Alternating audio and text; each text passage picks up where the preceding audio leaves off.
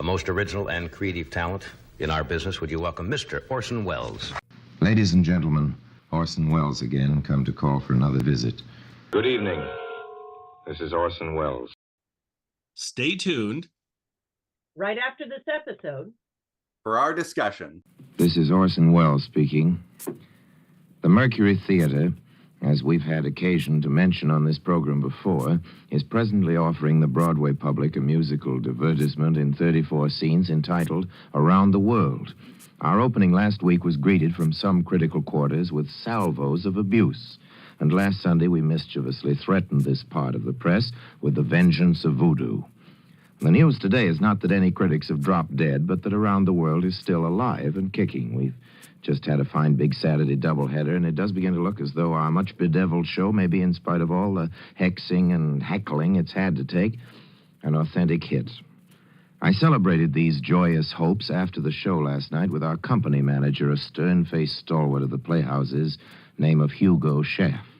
Over our watermelon at Toots Shores, he asked me about this broadcast. "You going to plug the show tomorrow?" he leered, ejaculating a couple of seeds with the utmost delicacy. "Plug the show, Hugo? I'm surprised at you," was my rejoinder. "I'm supposed to be a serious commentator on world events. You don't imagine I would use my precious airtime to advertise our musical comedy." "You've done it before," said Hugo, digging deep into the rind with a commercial smirk. "But now, Hugo," said I, "now we are a hit." "Couldn't tell that from listening to you last week," said Hugo, beating those voodoo drums and laying those spells on the critics. "I understand," Hugo went on, ordering with some expansiveness another slice of watermelon, "that Robert Garland of the Journal American has come down with a cold in his head." "That is not a cold in the head, Hugo," said I. "That is Robert Garland's normal manner of speech." And here for a while our conversation became too libelous for reproduction on the network. But Hugo returned to his point like the good company manager he is, his point being that for some reason I owe it to you listeners to report that our good notices were as good as our bad ones were bad. Hugo wants me to say that Chapman of the News thinks Around the World is a perfect musical extravaganza, fast and sly and smart, grand, gorgeous, goofy, and fascinating. Hugo wants me to mention that Leonard Lyons of the Post says Around the World is the most exciting musical in years, and that Wolcott Gibbs of the New Yorker proclaims it a D-MN fine show, exclamation point. Of course, I told Hugo I'd never burden the high editorial tone of these little chats with such blatant advertisement. "You might mention that wire you got from Vivian Lee," said Hugo, pressing on through his second hunk of watermelon, "and that letter from Helen Hayes where she says Around the World makes her feel good about the whole human race." "Hugo," said I, shocked, "let us speak no more of this." And I won't either. I promise you, dear listeners, the subject is closed.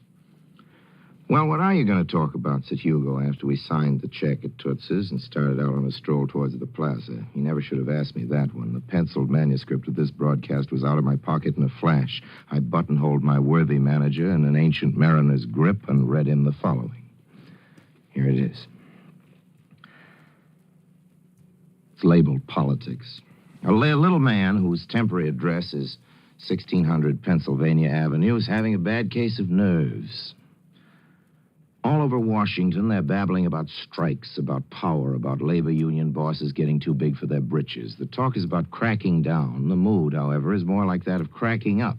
Just when the administration is trying hard to improve its relations with labor on one front, it's bogging deeper into a hole on another. The maritime strike, despite all the optimistic headlines, is going to come off as scheduled on June 15th. Mr. Truman is putting all the heat on the workers and no pressure at all on the employers to make an agreement. This means more trouble for everybody, and especially Mr. Truman. The White House can be a lookout post or a jail. Depends on who's living there.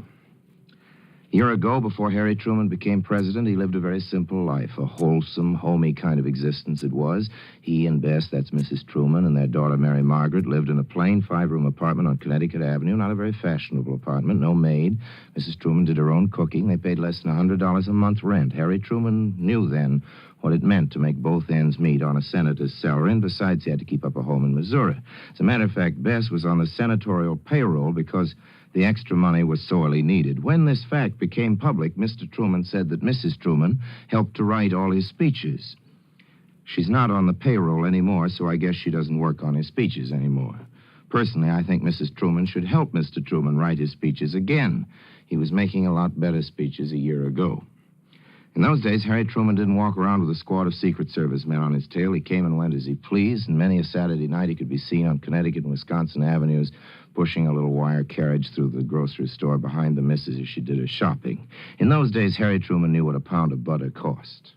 He watched potatoes go up from 2 cents to 10 cents a pound. He heard housewives like his best complaining about higher prices. I traveled with Mr. Harry Truman for a while on the road campaigning, and I was with him when he heard people griping about the high cost of food. I was with him when he heard people talk about the cost of rent and clothes. It was the day Harry Truman walked into a hotel in Milwaukee just a couple of years ago, this was, carrying his own suitcases. He saw a crowd in the lobby surrounding somebody familiar-looking, a rumpled, heavy-set fellow with a big, warm grin. Harry Truman walked over bashfully, shook his hand, and said, "I've always wanted to know you, Mr. Wilkie." Well, that was the Harry Truman of the common man days. That was before the confinement on Pennsylvania Avenue. For Truman, it is confinement indeed.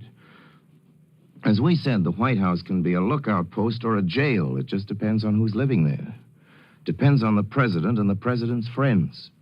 A whole lot of Harry Truman's friends are mealy-mouthed, power-hungry backslappers. Better men than this president's friends have done a lot of harm to better presidents. A president's friends keep out the public. They need to keep in the White House. Unless he's a very great president, a president usually knows less than most folks about what folks are thinking, because a president's pals guard the doors, keep the shades drawn, read a president's mail, bury a president in detail work, clip the papers for him, bar out the truth. If a president isn't very careful indeed, he can become a prisoner. By now, it's on the record that Mr. Harry Truman has not been any more careful, and he's been brave. Folks are laughing at him, but those friends of his won't tell him. As the saying goes, your friends are the last to tell you. The poker cronies slap him on the back, cheer his every word, and tell him that he's doing fine. Good guy Bob Hannigan tries to talk a little turkey when the president feels like listening, but I don't think anybody's spelling out the whole unlovely truth for him. And this it is. Politically, this president's prospects are just about as cheerful as a brick of ice cream on a red-hot griddle in July. For his own good as well as ours, I think Mr. Truman ought to dedicate a couple of Saturday nights to the corner drugstore and grocery store, the rest of those institutions. He ought to play Harun el-Rashid Missouri style and push the little wire shopping buggy around behind Bess for a while again. He ought to listen to what folks are saying. He ought to listen hard. He needs to find out how much things have changed in one short year on Connecticut and Wisconsin avenues. Listening hard enough, he might learn, among other things, why the rank and file of some of the most conservative unions in the land are demanding, not opposing, strikes, telling their leaders that no matter what the public thinks of strikes, no matter what more strikes may do now to labor's future, that they just cannot get enough money without striking to match the skyrocketing cost of keeping decently alive. Of course, Mr. Truman has been giving lip service to OPA, but only lip service. Folks know that, and they're sore about it. Harry Truman should find out how sore they are. Then maybe he wouldn't be so quick to call out the troops. Maybe without being any less tough to labor unions, he could be a trifle tougher when he talks to management. Maybe then he'd settle a few disputes before they got to be disputes at all. Maybe in some disputes he'd throw his weight on the side of working people, but that's just wishing and hoping and dreaming. A lot of disputes that turned into strikes need never have even gotten to be disputes. The price line could have been held. The problems of reconversion could have been approached from a point of view somewhat closer to the wage earners. But it's easy to call that hindsight now, of course, second-guessing. Still, this much is clear from here on in. Harry Truman is one of those presidents who's a prisoner in the White House. His jailers are his best friends, and most of these are his worst enemies. These friends are cutting his political heart out and nailing it to the mast. Number one on that hit parade of friends is fumbling John Snyder. A few weeks back, a very good man named Chester Bowles bested Snyder and took most of his power away. That just gave John Snyder more time to mess up other things he didn't understand around the house on Pennsylvania Avenue. Mr. Snyder, of course, is management's perfect dream boy. He's management's front man, side man, and downright stooge. And now he's Secretary of the United States Treasury. Why does Harry Truman keep him around? The answer is plain funny. Harry Truman won't fire John Snyder because Snyder's under attack. Harry Truman, you remember, is always loyal to his friends. Me, I always thought the people were supposed to be a president's friends. I thought a president's job was to be best friends with the people. By now, I guess that outlook is a matter of fond recollection. It goes down with history. As a matter of political fact, it's gone down the drain. The word from Washington today is that the president has decided to veto the case bill. Now, that's a good word because the case bill would destroy the Wagner Act and wreck organized labor at its roots. At first, Harry Truman said he'd veto it, and then for a while he changed his mind. Why? Well, Harry Truman's friends are admitting behind locked doors that as far as labor goes, Harry Truman's future is just a little deader than the dodo birds. They're saying his only hope is to get firmer conservative support. They've been telling him that if he signs the case bill, labor can't fight him any more than it's going to anyway, but more reactionaries will love him. This, they say, will balance up the electoral deficit. Excuse all these fluffs. That's a dangerous and deceitful bill of goods. I can't help the fluffs because I'm talking double talk when I quote Mr. Truman's friends. For a while, it looked as though this dangerous and deceitful bill of goods might be sold to the president, that he might fall for it, but I'm glad to tell you he's changed his mind again. Now the case bill is going to be vetoed. Why did he change his mind this time? It could be he remembered that even Franklin Roosevelt, running during the climactic war years, needed the labor vote for re-election. Could be, in spite of his friends, Harry Truman's making a little sense. Could be, in spite of the hysterical things he did to labor these last black weeks, he's vetoing the case bill because he is fundamentally an honorable and decent man. Several veto messages, I hear, are being considered in the White House today. They've been prepared for the president by several members of his cabinet. I can reveal that Henry Wallace has been told by Mr. Truman that his final message will be strongly pro-labor. That won't help much. It won't help Truman at all. The progressive wing of the Democratic Party may win again the support of organized labor. But for Truman and the Truman boys, labor's support is gone where the snow from the Christmas before last is gone, where the dandelion seedlings have gone, with the wind, with the summer wind. Labor's support for Truman and company has vanished with the ticker tape they threw out of the windows in Wall Street for the lady who swam the English Channel. No man would make a serious search for it anymore. Labor's support for Truman and the Truman boys is off in the limbo of Landon buttons and lost loves. The little man from Missouri is going to be pushing the shopping buggy again, regularly, I think, on Saturday evenings, but not because the president wants to hear what the people are talking about, just because Mrs. Truman is going to need some groceries. Well, that's what I read my house manager, Mr. Hugo Schaff, as we sat together this early summer morning by the Plaza fountain. What do you think of it, Hugo? I asked when I finished. For a long moment, he was silent. I think you ought to mention that Around the World is playing at the Adelphi Theater and that we give performances Sunday evenings.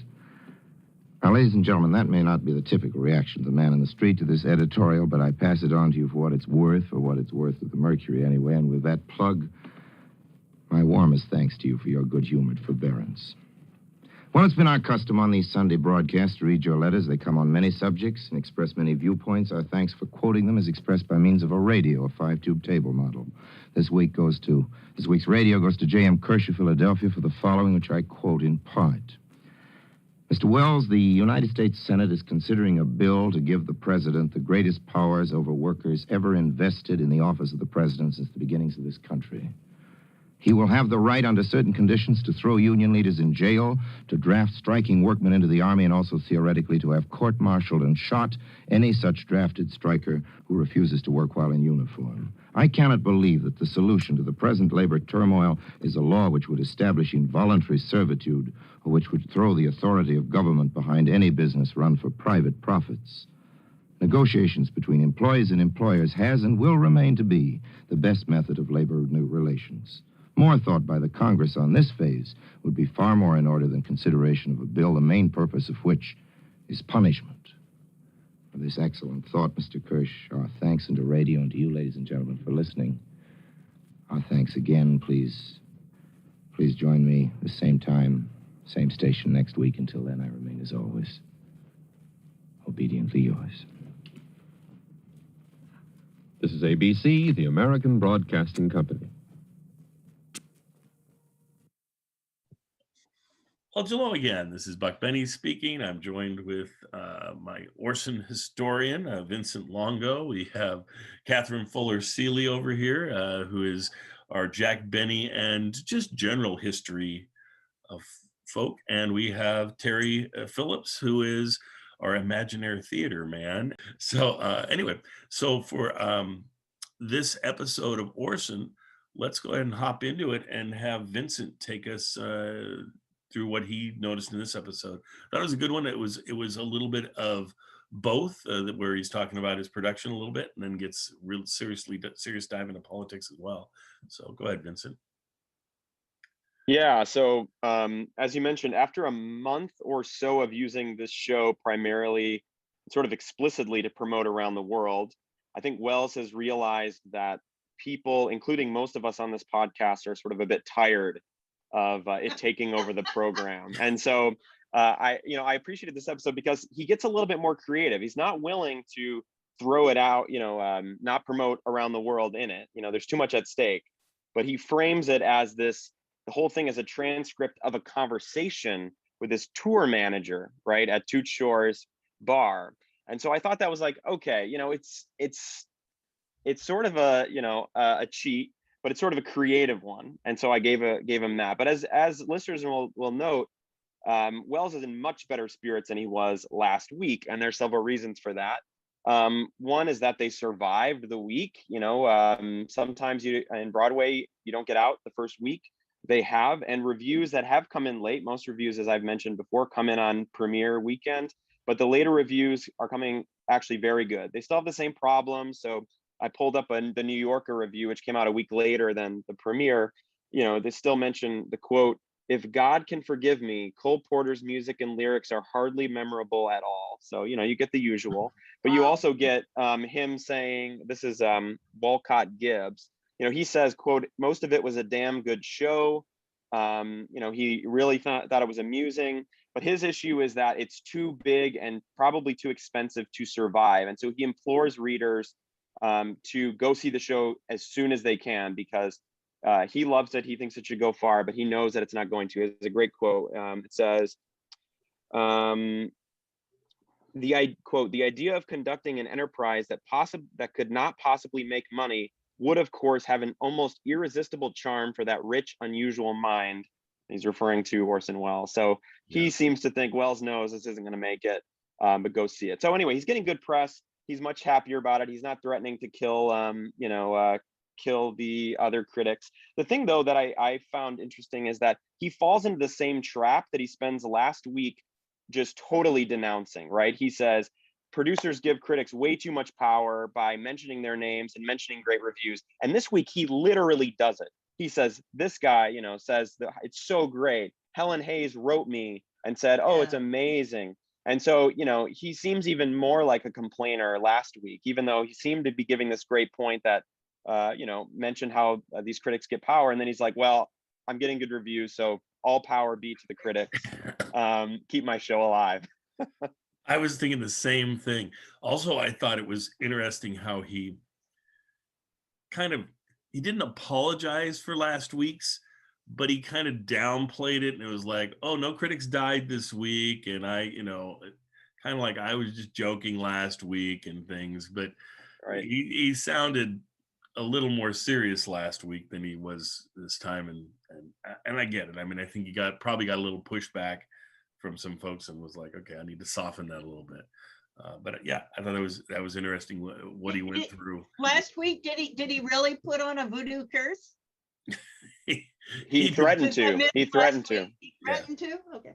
Yes. Well, and he says he's done it before. He's killed a critic before. There you go. He said he killed a critic before because they did have one die, and it did was somewhat related.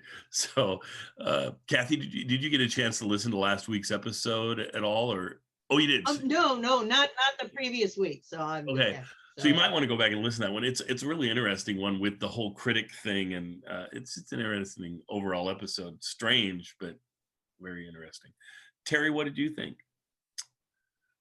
Well, I want to tackle the political topic that he spent much of his time discussing, which was the case bill, which I had to look up. I'd heard of it, but I didn't know very much about it. It was sponsored by Representative Francis Higbee Case, who was a Republican congressman from South Dakota, and who was an anti-labor legislator.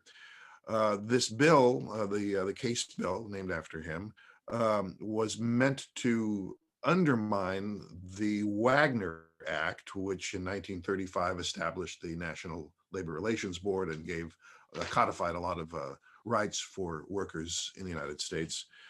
And even though both the House and the Senate were controlled by Democrats, there was enough of an anti-labor movement that they were able to pass the Case bill. This broadcast that we listened to from Orson Welles was presented on June the 9th, 1946. 2 days later, Harry Truman did veto the Case bill. This was part of a probably a year and a half long period of labor disputes, labor strife in the United States. There were a lot of strikes, a lot of threatened strikes, and Truman was kind of caught in the middle. He needed labor to get elected. He needed labor to support his legislative agenda, but he also had to get support from management. So he gave a rather lengthy and impassioned speech on the day of his veto of this bill, of the Case bill, in which he said, I'm the president of everybody. I supporting labor, supporting business, but my main obligation is to the people of the United States, to the whole country, and this is not a good bill for America. And that's how he came down. It was a very clever balancing act on Truman's part.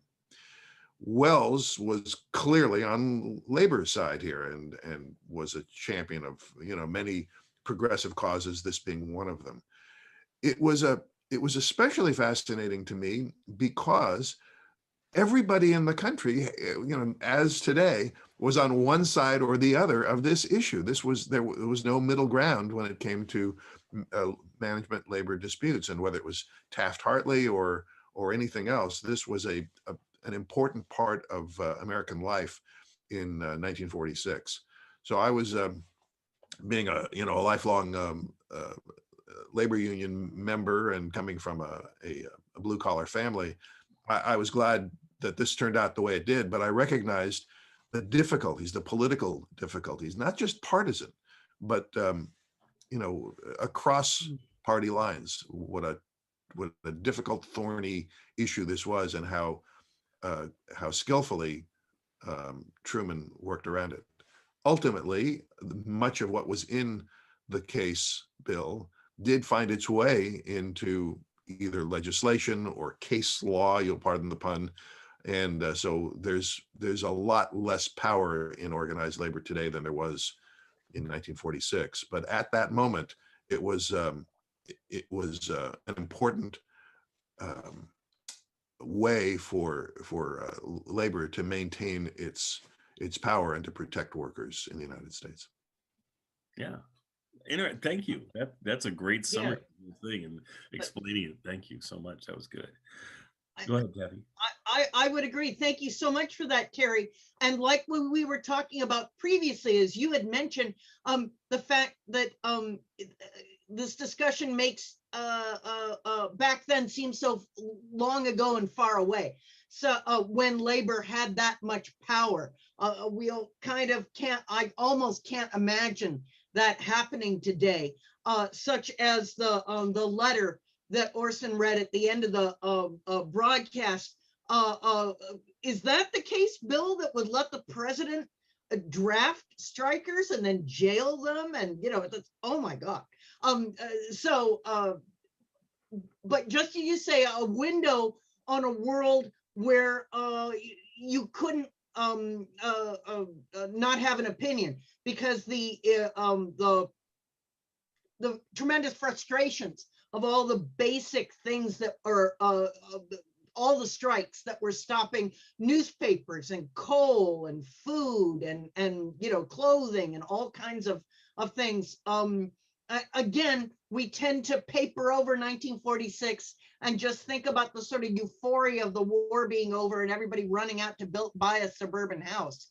And that's one of the things I appreciate so much about us listening to this series, to get, sort of down into the nitty gritty of that. If I were Harry Truman, I'd be really pissed off at Orson Welles this week. I Absolutely. would say, I would just say, you little 30-year-old squirt, or however old he was, how dare you patronize me like that about pushing a shopping cart and I'm a prisoner of the White House. I so appreciate, Terry, you talking about Truman's skill as a politician, because certainly Orson was trying to school him. And if I were Harry, I'd go, yeah, you little bum. So. And Kathy, I'm so glad you mentioned that, because it is certainly true. It was true then. It's true today that presidents are prisoners of the White House. Who was it?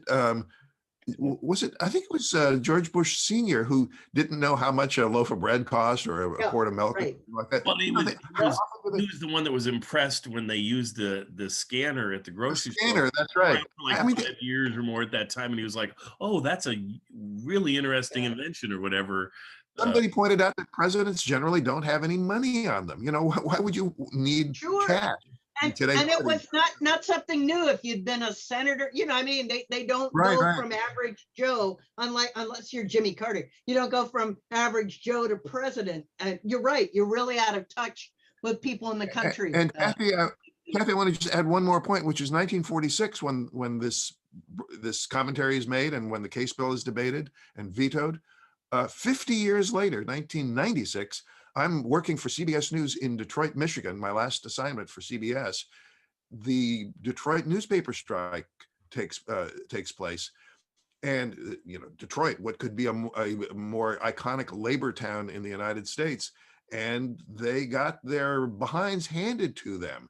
It was awful for for labor in general, and particularly in Detroit. So yeah, you're right.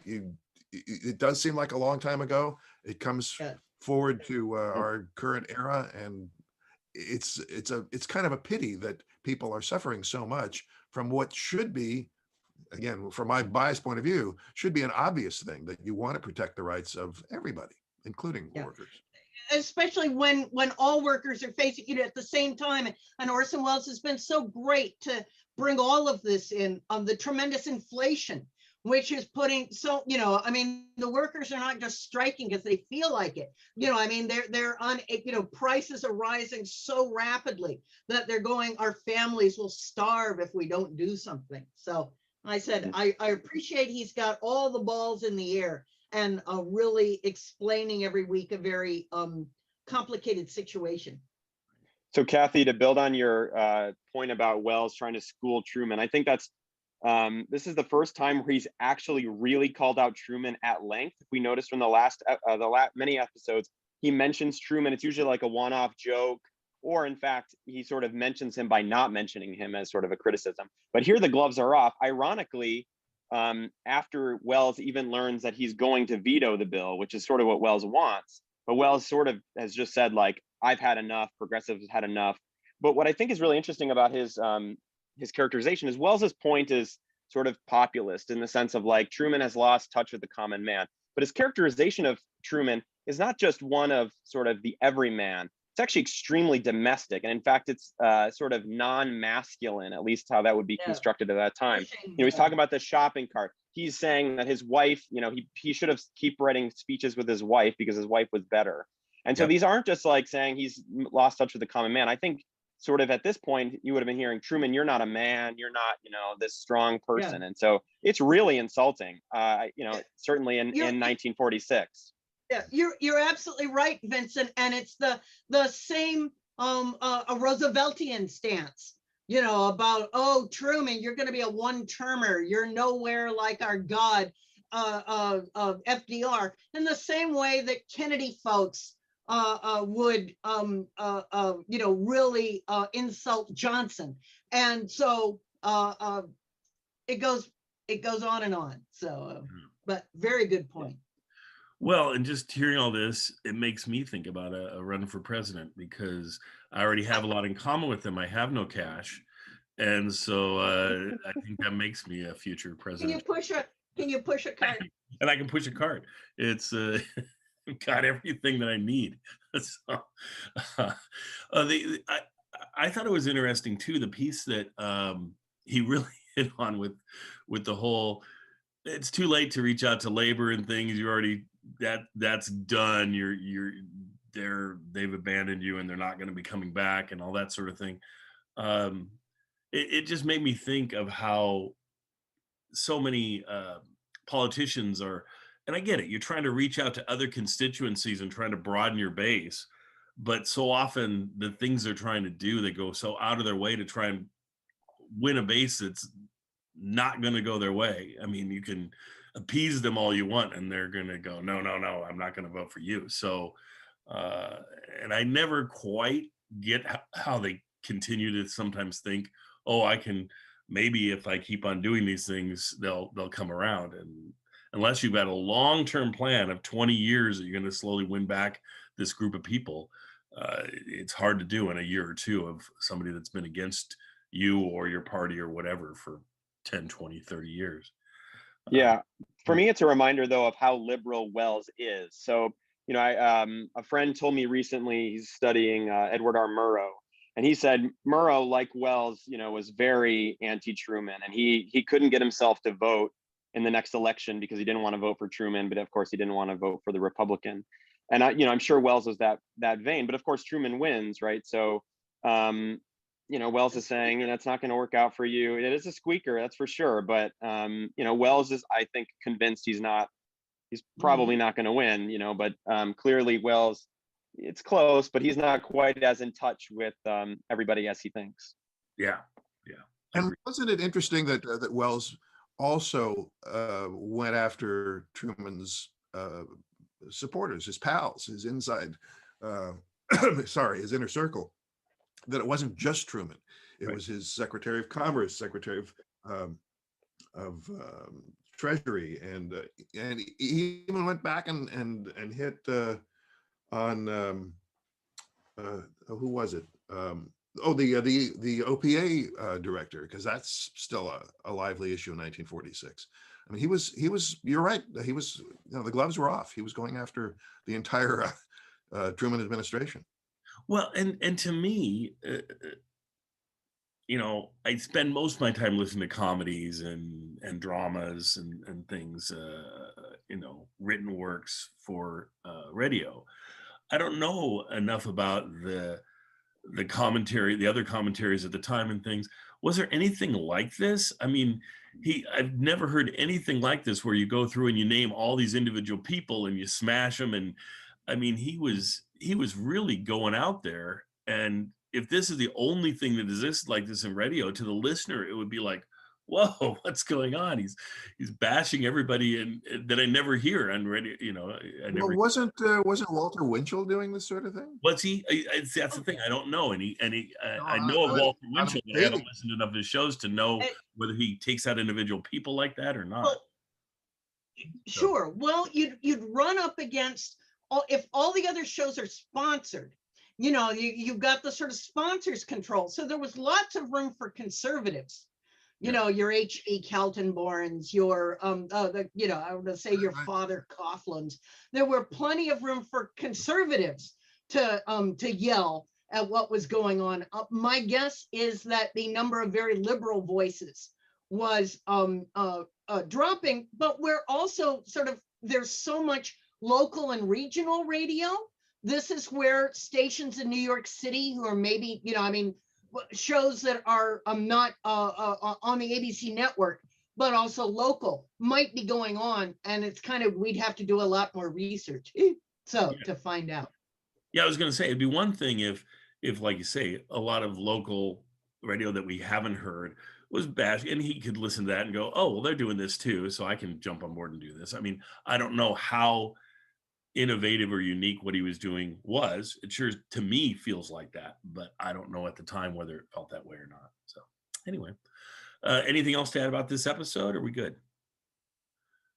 looks like we are good. So what's great is anything we leave out, we've got next week that we can cover it anyway. So it's like we spend a lot of time talking about Orson, and I love that we can do this. And I just think we add, to me, we had so much more of an understanding of what's going on in the episode, and they would mean so much less without having you guys to comment on it. So thank you all for being here every week, and thank you to all of our listeners out there. I've been posting episodes on a old time radio forum out there, and I've started to get. Originally, I wasn't getting too many people. I mean, it's hard getting into Orson commentary if you're more of a fan of Jack Benny or more of a fan of Lux Radio Theater or whatever. It's a totally different thing. But I notice we're getting more and more and more people either commenting or at least leaving a like sort of thing where they liked what they've heard us do. So that's kind of cool. It gives me some feedback, and that's kind of neat. So I need to keep posting over there. Anyway, everybody enjoy, and we'll see you next time. And and we'll get our update on Imaginary Theater. How are we any closer on our science fiction episode? I'm waiting for that science fiction episode. Yeah, this has been a tough one. I am halfway through editing it together. It's taken longer. The script was reworked many times, Wow. much more than in previous episodes. And this is going to be, I think, the longest episode we've done so far. It's going to be very close to a half hour long, but there's a lot going on in this episode. And so I hope that we'll be done this week. I'm waiting for one more file, which I'm promised I'll get today. Okay. So I hope by before the end of the first week of June, I think it'll be up. Maybe even before we talk again next time. I was guessing it was going to be a little longer because I was thinking, okay, he's having more trouble putting this together. I bet it's a little longer episode, and obviously it is. So I just think it's. And as I think I've mentioned, it's a science fiction-y kind of topic involving time travel, and so I'll just mention that two of the actors have to play older and younger. So that's been a challenge for them, and we're working with new sound effects. So and more music, a bit more music this time. It's a handful. Wow, that's exciting. I can't wait to hear this. Your productions are just so great. I mean, tune in, listen to the old ones because they're great. And the other thing, I mean, just for me personally, just because I don't know why, I think I have some sort of mental defect or something. I don't know. I almost enjoy making of shows more than the shows. And so I love watching the different, like after the Marvel series, they'll have a series, I think it's called Assembled. And in there, they had a WandaVision one. After WandaVision was done, it was an hour long, kind of going through it and how they filmed it and talking to the actors and all of that. And then they had one that they just released on the Falcon and Winter Soldier that they did. And I love both of those, probably more than episodes of the actual series that they were talking about. And so if you ever want to do a behind the scenes sort of where you just chat with some of your cast folks or some of the people that help you produce it and talk about how that episode went, I would listen to that in a heartbeat, just so you know. And that might be something you can whip out in, an hour or a half hour or something that would give you more content as well. So just a thought. Well, I'll tell you a secret, but please don't tell anybody else. We have been talking to a broadcast outlet, I won't tell you which one, about carrying Imaginary Theater. Wow. And the only thing they said was that it has to be exactly the same length every time. So we've decided that we are going to have behind the scenes component, which will then allow us to expand to that set length. That is. But I think we might also do a companion piece where we can have longer conversations with. That's marvelous, and you all can talk about how much you like Lux soap. Yes. And things like that. you can play Cecil B. DeMille, and that'd be great. No, but that sounds like a brilliant idea. I love that idea. I'm surprised I haven't seen more people do that, because that way you can still have total control over how long the thing is and just tag on 5-minute conversation, 7-minute conversation, 12-minute conversation, Right. and you can adjust that part. Is easier to adjust than the actual performance piece. And so I think that's really smart. And then I like the fact that, because my friend did this too, where you record a long form discussion or whatever, and then you cut out like the best parts and create a shorter truncated version that's attached to the actual episode. That's a really good idea too. I like it. I like it. Well, and I hope tell us when you get more information you can actually share about where it's going to be. I'm envisioning Sure. in my brain it's going to be on NPR and all over the country, but I kind of doubt that. But yeah, you never know. Stay tuned and find out. Okay, I will.